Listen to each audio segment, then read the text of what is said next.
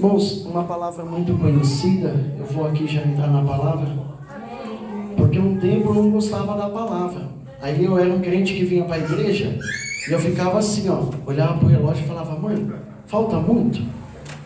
Porque virava comichão, eu não gostava da palavra. Aí hoje eu amo a palavra, aí tem que 3 horas ainda é pouco, né, irmão Paulo? A gente vai indo assim, e não é porque eu estou aqui pregando. Se for para me sentar e ouvir, eu gosto também de ficar aquela vigília, que fica 2 horas e meia o pregador aqui, só trazendo revelação, só trazendo o poder de Deus. É muito gostoso, mas é para quem gosta. E quando a gente não gosta da palavra, eu confesso para os irmãos, eu era atribulado. Porque só um que não gosta da palavra de Deus, da verdade, é o diabo. E pode ser um pouco duro você ouvir isso. Mas se você não gosta, irmão, nós vamos orar pela sua alma hoje e você vai sair daqui liberto. Porque você tem que amar a palavra de Deus. Ah, mas irmão, eu já participo da ceia, mas eu não gosto tanto de palavra assim. Tem que se converter de novo. Tem que nascer de novo. Porque se não ama a palavra, não ama Jesus. Porque Jesus é a palavra viva. Amém?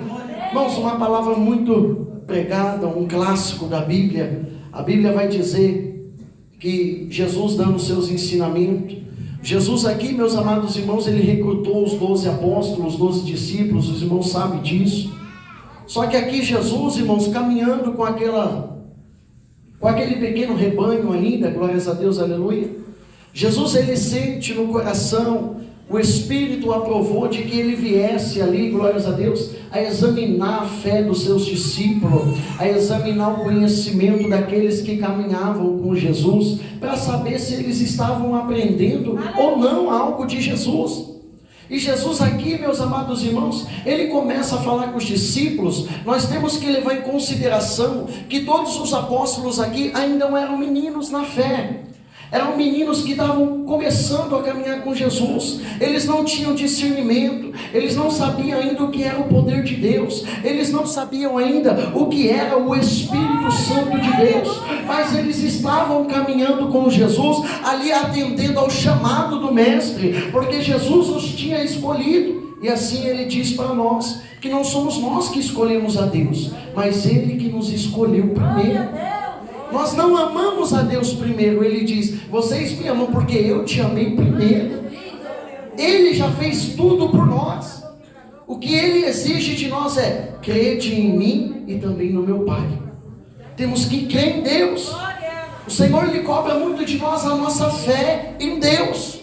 Não adianta a gente expressar a fé com vestimenta, não adianta a gente expressar a fé dentro da igreja e fora, não. Jesus, ele disse assim, quando eu voltar, eu vou achar fé na terra? Porque ele sabe que o pecado está se multiplicando, e a fé de muitos está indo. O Espírito já revelou para nós, que nos últimos dias, muitos iam apostatar a fé. E Jesus aqui, ele interroga os seus discípulos, ele fala assim, olha, se você analisar e examinar esse texto, Jesus, ele já está dando a resposta. Que ele fala assim, olha, quem o povo diz que o Filho do Homem é? Ele já está dizendo, eu sou o Filho do Homem. Eu sou o Filho do Deus unigênito. Mas quem eles dizem que eu sou? Que eu sou, melhor dizendo. Aí uns dizem. Uns estão dizendo que o Senhor é Elias. Outros estão dizendo que é Jeremias. É isso que estão dizendo. Pois bem, Jesus disse, mas e vocês? Se alguém perguntar para vocês o que eu sou, o que vocês vão dizer? Pedro, com um instinto, aleluia, glórias a Deus. Pedro com uma atitude, mas não que veio de Pedro. Essa atitude Jesus nos assegura, que foi o Espírito de Deus que revelou a Pedro. Pedro, ele disse assim, tu és o Cristo, o Filho do Deus vivo. Se alguém perguntar para mim e para você, você é crente? Tem crente, pastor Paulo, que coça a cabeça. E ele olha em volta, e ele pensa na circunstância. Será que eu digo que eu sou ou não? Tem vergonha de se apresentar como um filho de Deus. Tem vergonha de confessar Jesus no meio dos homens. Por isso Jesus deixou escrito: aquele que se envergonhar de mim perante os homens, eu também me envergonharei dele diante do meu Pai e dos santos anjos. Pedro, ele toma a palavra, ele se impõe, direcionado pelo Espírito de Deus, ainda que ele não sabia o que era o discernimento, um dom de revelação, mas automaticamente é descido na vida do apóstolo Pedro, o dom de revelação, porque Jesus disse: bem-aventurado és tu, Simão Barjonas, tu és Pedro, porque você não revelou carne nem sangue, mas o meu Pai que está no céu. Pedro estava dizendo: através de você eu estou vendo o Pai, através de você eu enxergo o Espírito, através de você eu vejo a Trindade.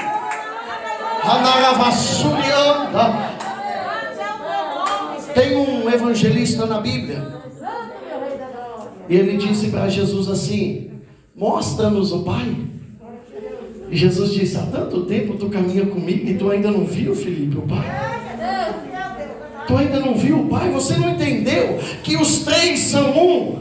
O Pai é uma pessoa, o Filho é outra pessoa, e o Espírito Santo é uma pessoa, e os três são uma.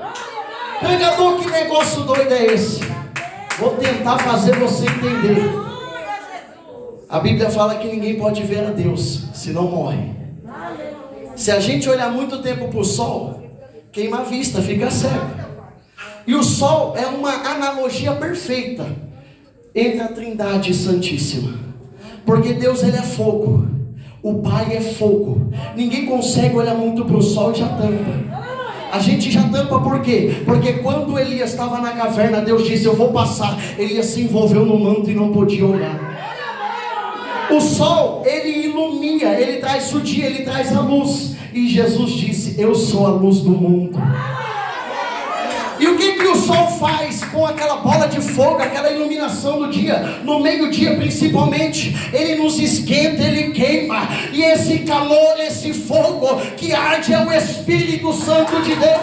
E esses três elementos estão no sol. Eu não estou dizendo que o sol é Deus, mas para você ter um entendimento de que três concordam em um: Pai, Filho e Espírito. Eu não faço nada, você não faz nada. O seu glória é impulsionado pelo Espírito. É o Espírito que articula no meio da igreja. Estevão morreu, tomando pedrada, o céu se abriu e ele falou: eis que eu vejo Jesus assentado ao lado do Pai. E Jesus foi para cima, mas Jesus falou assim: mas eu vou deixar o outro. E o outro quem é? O Espírito Santo. É esse Santo que vai operar nessa noite. É esse Espírito que vai libertar nessa noite. É esse Espírito que vai fazer o meu e o teu milagre nesta noite. No decorrer desta campanha, é o Espírito Santo de Deus.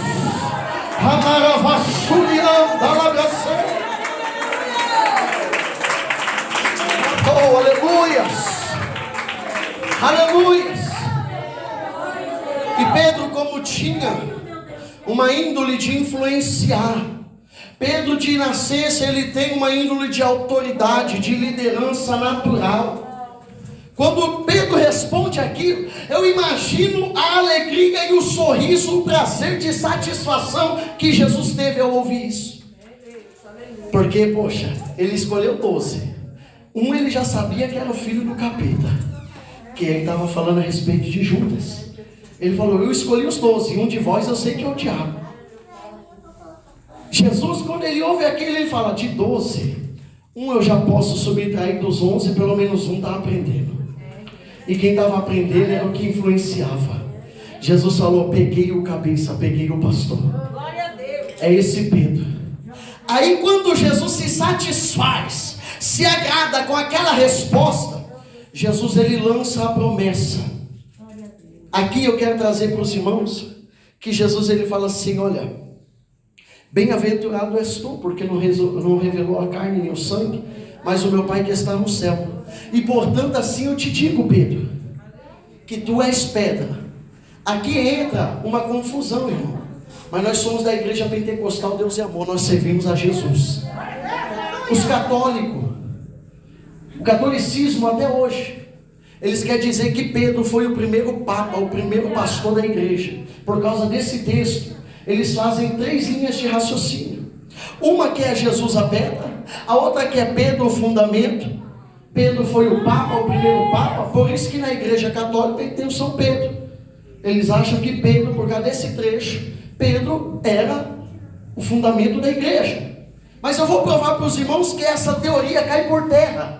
Porque a igreja de Jesus não pode estar alicerçada sobre homem, não pode estar fundamentada sobre uma rocha principal chamada Pedro. É inútil dizer isso, porque aqui nos últimos versículos ao qual nós lemos, você vai ver Jesus repreendendo Pedro e dizendo: para trás de mim, Satanás. Como uma igreja está alicerçada em Pedro, que uma hora revela que ele é o Filho de Deus, mas outra hora o demônio usa a boca dele. Então é engano de Satanás. Por isso temos que ler a palavra, para não cair nas heresias, nos enganos de falsas doutrinas de demônio, doutrinas de homem. A igreja está alicerçada sobre somente uma rocha, e essa rocha é a principal da esquina. A principal da esquina é Jesus Cristo Nazareno. Bate palma para esse Jesus, porque Ele está em nosso meio.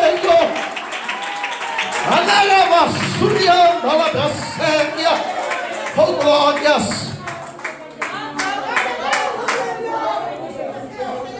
Vou continuar a provar para os irmãos dentro da Bíblia que não é Pedro a rocha principal.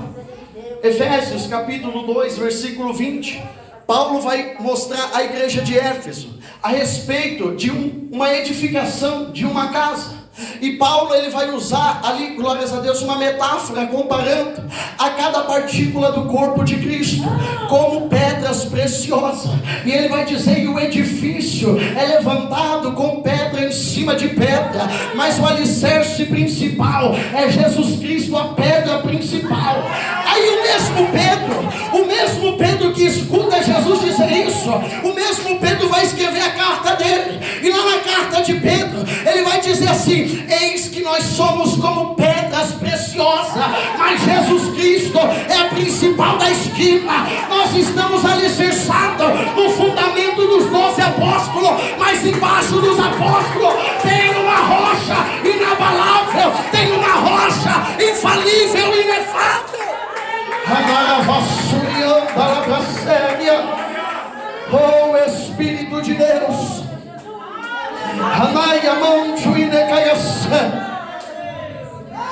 é assim, ó. Jesus está aqui, Pedro está ali. Jesus está dizendo assim, ó: Pedro, tu és pedra, mas sobre essa rocha eu vou edificar a minha igreja. Aí ele está falando assim, ó: Pedro, só que é o seguinte, quando eu levantar a igreja, ele está dizendo: você vai ser um dos alicerces ali, você vai ser um do fundamento. Ó, para os irmãos entenderem, quando vai se construir a casa, tem que fazer a sapata, e na sapata vai a broca, e Jesus é aquela sapata, é aquele baldrame que vai subir, né, os 12 apóstolos. Porque quando João viu a nova Jerusalém, ele disse, e tinha 12 fundamentos, e cada um com o nome dos apóstolos do Cordeiro de Cristo. Se Jesus for o meu e o teu alicerce, eu tenho uma novidade para você. Vai soprar vento, vai correr rio, as águas vão vir, mas a minha e a tua casa não vai perecer. Quando Jesus fala os 2 alicerces, ele fala: um homem construiu a casa na rocha e o outro na areia. Aí ele continua dizendo, ele fala assim, ó: mas bateu os ventos, correu os rios, desceram as águas, a chuva veio, em cima da que estava na areia e também da que estava na rocha. O que Deus está dizendo é que passa luta e provação quem está dentro da igreja e quem não está.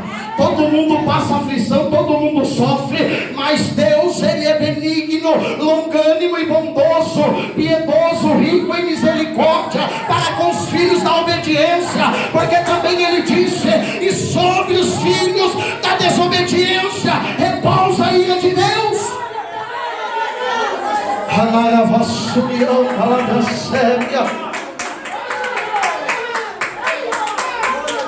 E ele começa a edificar a igreja. Só que aqui tem uma passagem bíblica, ela é muito forte. E é uma das. Eu já vi muitos pastores, pregadores, até mesmo professores teólogos querer afirmar que esse é o único versículo que assegura que a igreja não vai perecer. Não é. João capítulo 17, versículos em diante, vai ter a oração de Jesus. E Jesus, ele orou por nós, irmãos.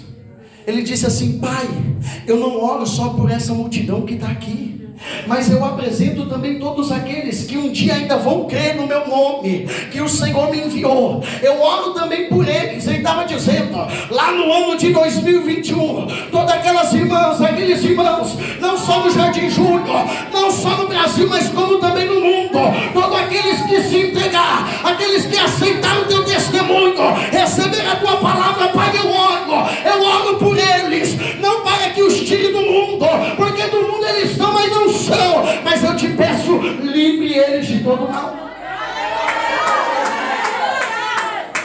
É uma briga na teologia, é uma briga hoje em dia no cristianismo, para saber quem é de quem, para saber quem fez quem, para saber quem levantou quem. Mas uma coisa é certa, que nós não podemos desviar o nosso foco do autor e consumador da nossa fé, porque no dia que eu e você deixar de olhar para Jesus, que é a nossa salvação, e olhar para a esquerda, olhar para a direita, ou cair em debates que não trazem edificação, eu te afirmo uma coisa: você vai cair da fé, você vai parar de orar, você não vai mais jejuar, você não vai mais ler Bíblia, porque o demônio da intriga, da discussão, da dúvida vai entrar na tua mente, vai esfriar a tua fé, e você vai acabar apostasiando do caminho da salvação.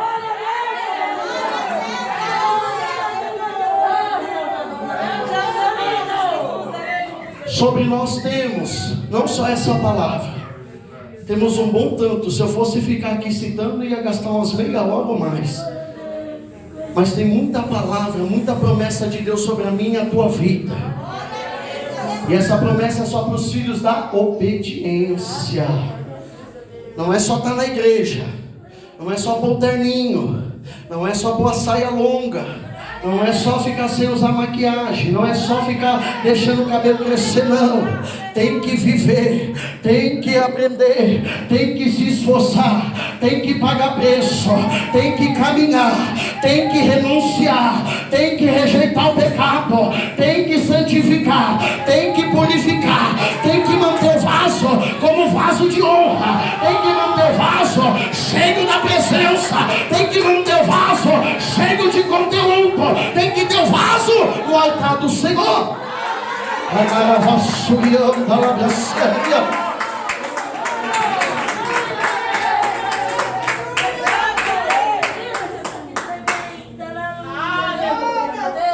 Aí ele disse a promessa: e essa igreja que eu vou edificar, Pedro. Aqui ele não está falando só com Pedro, irmãos. Ele está respondendo diretamente Pedro, porque Pedro respondeu ele, entrou num diálogo. Mas tem pessoas em volta. Ele está dizendo: olha, essa que eu vou edificar, as portas do inferno não vão prevalecer contra ela. Por que que Jesus ele usa, irmãos, essa palavra portas do inferno? A Bíblia afirma, Jesus disse que o mundo já é do maligno. Então o que que o diabo quer fazer com a igreja? A igreja genuína, a igreja que tem Jesus e o Espírito Santo, que ama o Pai, ama a palavra de Deus, sabe que é só peregrino aqui. Nós não somos daqui, nós aqui estamos, mas daqui não somos. Nós somos igreja que desceu do alto, porque quando nós selamos um compromisso no batismo, descendo as águas batismais, nós estamos dizendo para Deus, para o Pai, para o Filho, para o Espírito Santo, para o mundo inteiro: eu não sou mais desse mundo, eu tenho um compromisso com a lei lá de cima, eu tenho um compromisso com a palavra santa lá de cima. Então nós não somos daqui. Por que que Jesus diz as portas do inferno? Porque o diabo se levanta dia após dia contra essa igreja. Desde o tempo que ele fundou a igreja, Satanás vem lutando, colocando porta fechada, colocando porta trancada, porta acorrentada, porta encadeada. Ele vem colocando algema, acorrentando.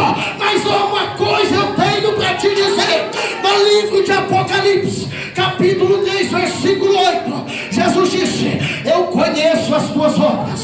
eis que diante de ti pus uma porta aberta, uma porta aberta, a porta do céu está aberta, a porta que nós vamos entrar está aberta.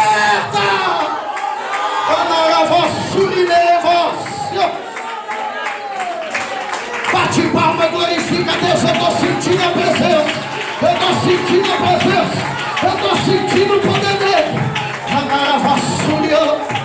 Oh, Espírito de Deus, Espírito de Deus. Quando ele diz, eu pus uma porta diante de ti, ele disse, irmão, para a sexta igreja do livro de Apocalipse. E essa sexta igreja se chama a igreja de Filadélfia.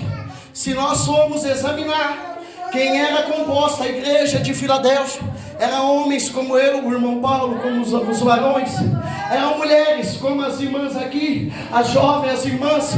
A igreja de Filadélfia era uma igreja pequena, era uma igreja que não tinha volumetria, não tinha quantidade, mas Jesus disse uma coisa que serve para nós agora, nesse tempo de pandemia, nesse tempo de crise. Ele disse, ainda tendo pouca força, não negar o meu nome, não nega a minha palavra. Portanto eu te digo uma coisa, todo aquele que guardar a minha palavra, eu vou livrar no dia da tentação que vem sobre a terra. A tentação vai vir sobre a terra, mas os filhos da obediência estão descansando na sombra do Onipotente, está descansando na sombra do Altíssimo, porque Deus é a nossa proteção divina. Aleluia.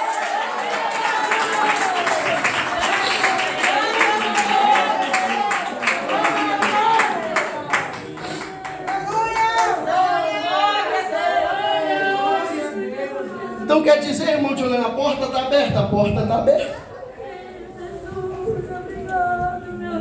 Porque Jesus disse que as do inferno não vai prevalecer. Ele respondeu mais embaixo. Sabe por que não vai prevalecer, irmão? Isaías 54:17. Nenhuma ferramenta preparada contra ti prosperará. Toda língua que se levantar contra ti, tu vai condená-la. Acima da justiça de Deus, na autoridade do Espírito Santo, você tem que repreender. Chega desse negócio de crente está sendo afrontado aí na rua, de crente está sendo afrontado e crente baixando a cabeça. Crente vai começar a dizer, ei, filho de diabo, filho de Satanás, cai por terra agora, cai por terra agora, em nome de Jesus. Porque na minha vida tem uma palavra, sobre a minha cabeça tem uma promessa. A igreja tem que repreender. O tempo tem passado, o pecado tem multiplicado. E eu tenho notado, com esse pouco tempo de ministério, muitos crentes têm se demonstrado frouxos. E a minha Bíblia e a tua, está escrito assim, ó, nos tempos das aflições, não te demonstre frouxo. No tempo do deserto, seja corajoso, persevera. No tempo da aflição, no tempo da dificuldade, creia, tenha esperança.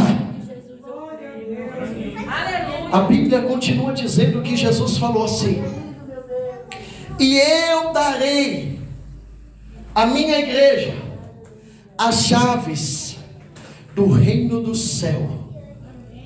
Essa chave, eu não vim aqui falar para o irmão, poucas vezes o Senhor me usou para entregar para alguém uma chave de um apartamento, de uma casa ou até de um carro, porque nós também não podemos condenar, porque Deus ele abençoa. A Bíblia fala que Abraão foi muitíssimo, grandíssimo abençoado por Deus. A Bíblia fala que Deus restituiu a Jó tudo em dobro.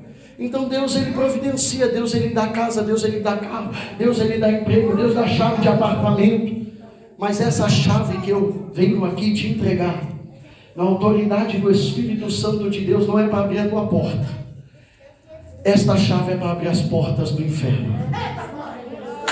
Irmão, eu lembro que porta do inferno. Satanás ele tem trabalhado nos últimos dias. E ele tem trancado muitos crentes, pastor Paulo. Não é dentro da igreja, não. Ele tem trancado muitos crentes dentro do quarto. E não é orando, não, como diz em Mateus 6,36, não. Como diz em Mateus 6,33, não.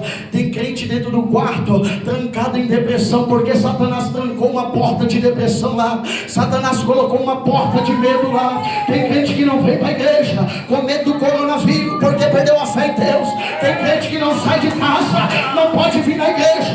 Na igreja não pode, mas passa a mão de tomate na feira, aí pode. Passa a mão de carne no açougue, aí pode. Levar carro no lava rápido, aí pode. É porque Satanás trancou, é porque Satanás aprisionou. Mas eu venho hoje, como filho do Deus Altíssimo, te entregar essa chave, e você vai sair desse calabouço, você vai sair dessa prisão, você vai sair desse acorrentamento, porque hoje o meu Deus hoje está enviando o anjo com a espada de fogo, e está tirando o crente do cativeiro, e está tirando o crente da depressão.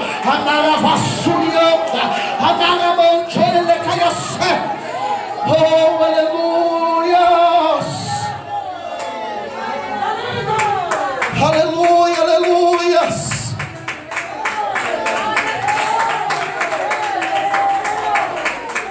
E assim vai ser até o dia da vinda do Senhor Jesus.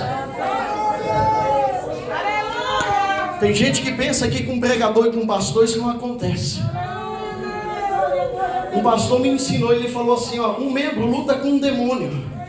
Aí ele vira um obreiro, nem precisa vestir a capa. Ele começa a passar uma salva, ficar de porteiro. Aí ele começa a lutar com 2, 3 demônios. Aí quando a irmã entra na livraria, vai virar financeira. Aí ela está lutando com 5 demônios. Aí a irmã começa a ter oportunidade de deixar Deus usar ela no louvor, na palavra. Aí a irmãzinha senta no banco. Você não pensa, mas você nem sabe a luta que ela passa com 8, 10 demônios. Mas você vai imaginar agora o pastor de uma igreja, de um rebanho, que quer conduzir a igreja na doutrina, na palavra, na santidade, na purificação, para manter o vaso bonito.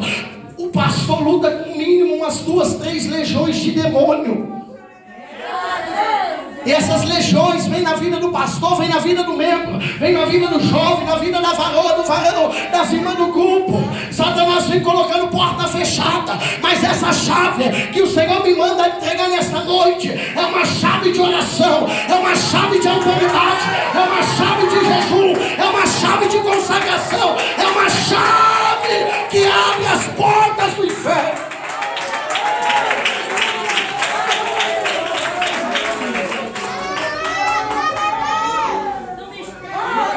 Jesus disse, eu coloquei uma porta aberta, a porta está escancarada, é a porta da graça.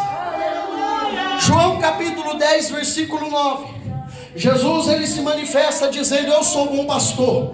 Mas no versículo 9 do capítulo 10 do livro de João, ele fala assim, eu sou a porta, aquele que entrar por mim salvar-se-á. Aí ele fala assim, ó, mas vai entrar e vai sair, não vai ficar preso, porque no evangelho nós não estamos presos à doutrina. No evangelho nós temos liberdade de adoração, liberdade de expressão, contanto que seja no caminho da santidade. Ninguém é preso. Jesus não escraviza ninguém. Por outro lado, Ele nos tira da escravidão do mundo, da escravidão do pecado. Um dia eu fui escravo da droga, eu fui escravo da maconha, da cocaína, do lança, da cachaça, do jogo, do snook, do dominó, do baralho, do caça-nique, do bingo. Mas Ele me libertou dessa escravidão. E hoje eu posso dizer que eu sou livre em Cristo Jesus. É assim, ó. Jesus é a porta, Ele está aqui aberto. Aí aqui está nós, a igreja. Aí o diabo bota uma porta trancada do impedimento. Só quem vai passar pela porta é só os crentes que oram e têm vida no altar. Eu não posso, irmão, ocultar isso. O Senhor me levantou para falar o que Ele mandar.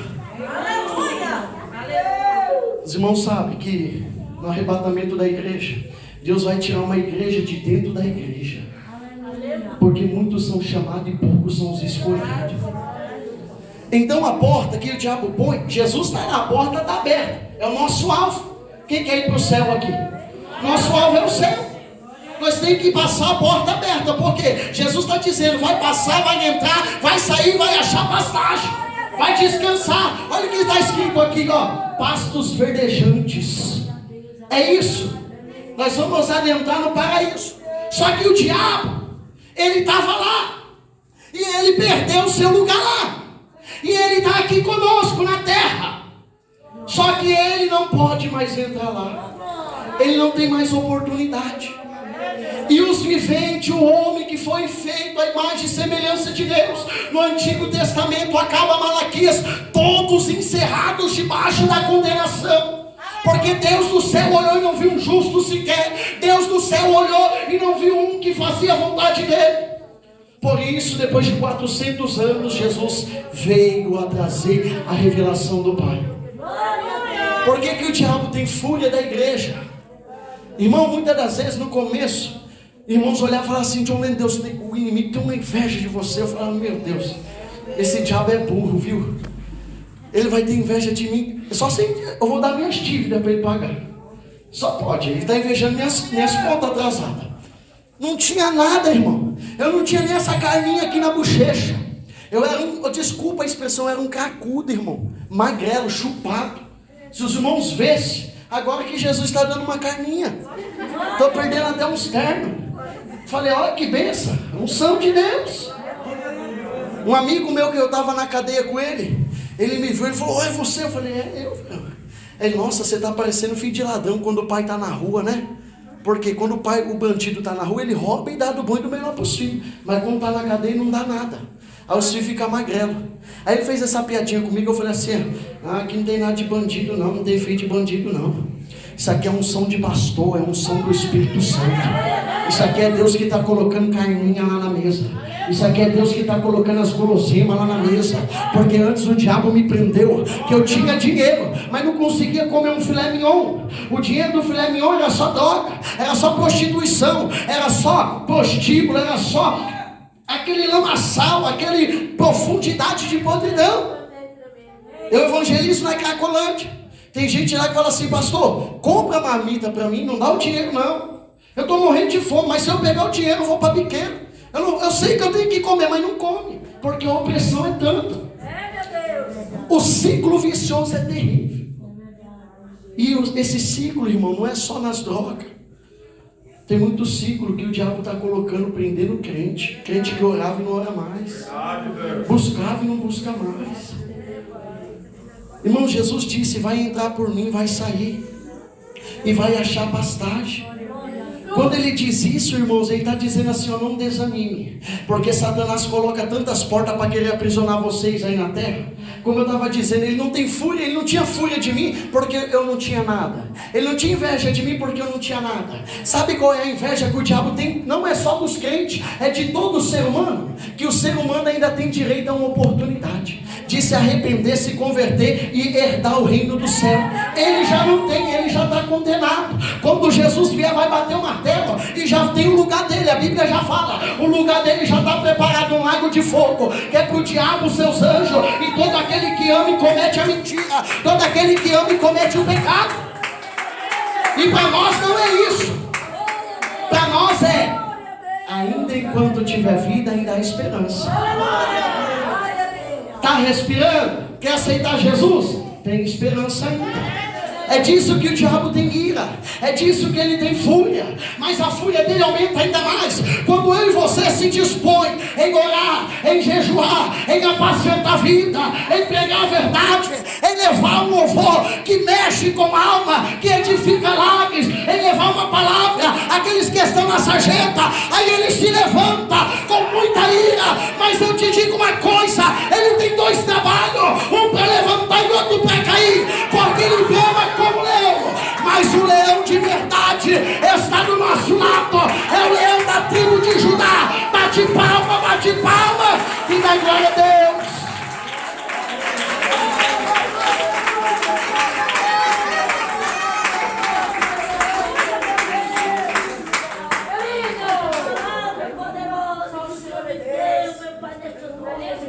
Vamos, a hora já foi.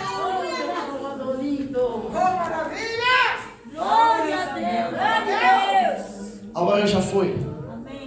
Jesus, só para concluir, Jesus ele faz o desfecho da mensagem. E ele diz assim: eu vou falar para vocês agora que eu tenho que ir para Jerusalém. É a vontade do meu Pai.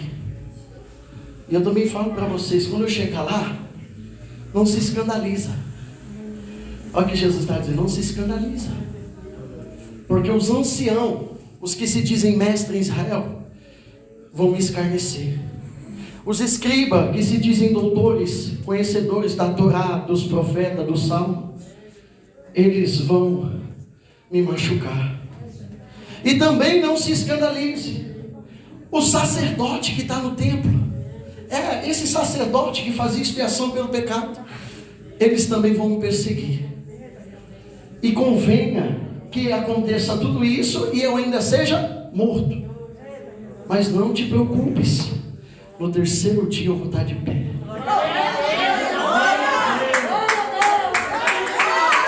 Olha como o diabo não entende as coisas de Deus. Pedro, que o Espírito usou a boca dele, eu disse para os irmãos, levem em consideração que os discípulos aqui estavam começando, meninos da fé. O diabo viu uma brecha em Pedro. Por quê, irmãos? Porque Pedro ainda não estava mudado. Pedro ainda tinha aquele instinto agressivo. Você vai ver que no dia que prenderam Jesus, Pedro já estava sabendo que isso ia acontecer. Mas Pedro sacou da espada e cortou a orelha do homem. E Jesus falou: Pedro, mas você não aprendeu? Tudo que eu falei para você foi em vão. Põe a espada na bainha, Pedro. Porque você corta com a espada, você vai ser cortado com a espada também, Pedro. Por que Pedro não foi furado na espada se ele deu uma espadada no homem? Sabe por quê? A Bíblia fala um detalhe assim, ó. Jesus agachou, pegou a orelha e implantou na cabeça do Malco, o soldado romano. Então Jesus falou assim, ó, ele errou, mas eu estou consertando o erro dele. Eu estou justificando o erro dele.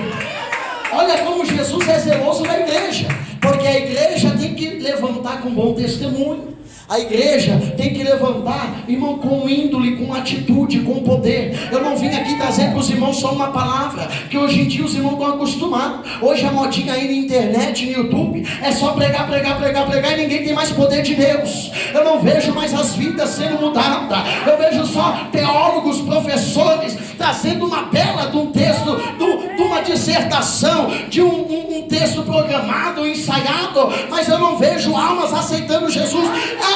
Irmão, mas eu vejo aquele pregador, 300 almas que aceitam, mas eu quero saber quantas das 300 está batizando, eu quero saber quantas das 300 está permanecendo na doutrina, eu quero saber quantas das 300 está herdando o reino do céu, porque não adianta a gente ficar aqui só falando, só pregando, e não deixar o Espírito trabalhar. Paulo disse, eu não venho a vocês somente com palavras persuasivas, mas também o evangelho de poder, o evangelho que cura, o evangelho que liberta, que transforma, que batiza e que salva.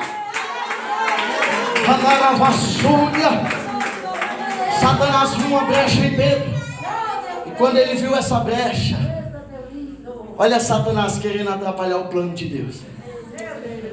Oh Senhor, ele não estava nem tendo compaixão de Jesus. O diabo falou assim, tem compaixão de ti mesmo? O diabo já sabia que ele era o Filho de Deus. O diabo já sabia que ele tinha poder. Aí o diabo falou assim, tens compaixão de ti mesmo? Não faz isso com a gente não. O Senhor já imaginou ser 3 dias morto? O que vai acontecer de nós? Eu imagino, não está aqui, mas tem um salmo que está escrito, e vou ferir o pastor e as ovelhas vão ficar desgarradas. Aí Jesus estava assim, Satanás, vai para trás, passa Satanás, sai, porque você não entende as obras de Deus, só dos homens. Satanás, tem um salmo que está escrito, que vai ser ferido o pastor, e eu vim para cumprir esse salmo. Eu sou bom pastor, eu vou dar minha vida, Satanás, por esse meu povo, eu vou dar minha vida por esse meu aprisco, por esse meu rebanho, mas contanto que a obra de Deus seja executada, contanto que a obra de Deus seja concluída. Bate palma para Jesus e dá glória a Deus.